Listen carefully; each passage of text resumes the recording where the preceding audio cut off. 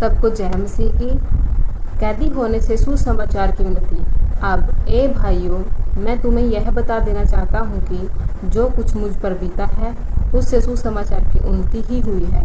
यहाँ तक कि कैंसर के अंगरक्षकों एवं अन्य सब लोगों में यह बात प्रकट हो गई है कि मैं मसीही के लिए कैद में हूँ। मेरे बंदी होने के कारण अधिकांश भाई प्रभु में भरोसा रखते हुए परमेश्वर का वचन और भी अधिक साहस तथा निर्भयता के साथ सुनाते हैं। कुछ तो ईर्ष्या और द्वेष के कारण मसीह का प्रचार करते हैं, परंतु कुछ सद्भाव से वे जो प्रेम से प्रचार करते हैं जानते हैं कि मैं सुसमाचार की रक्षा के लिए ठहराया गया हूँ। अन्य लोग तो भले उद्देश्य से नहीं, परंतु अपने स्वार्थमय अभिलाषा से यह सोचकर मसीही का प्रचार करते हैं कि बंदी गृह में मेरे लिए क्लेश उत्पन्न हो। तो क्या हुआ?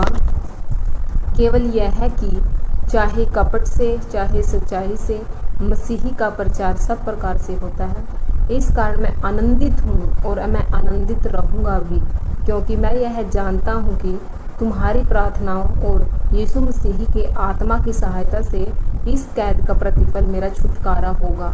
हालेलुया। मेरी हार्दिक आशा और अभिलाषा यह है कि मैं किसी बात से लज्जित ना हूँ, परंतु जैसे पूरे साहस से मसीही की महिमा मेरी देह में सदा होती रहे, वैसे ही अब भी हो, चाहे मैं जीवित रहूं या मर जाऊं, क्योंकि मेरे लिए जीवित रहना तो मसीही और मरना लाभ है। परंतु यदि संदेह जीवित रहूं तो इसका अर्थ मेरे लिए फलदायी परिश्रम है। परंतु मैं किस बात की चुनूं यह नहीं जानता। मैं इन दोनों के बीच असमंजस में पड़ा हूँ।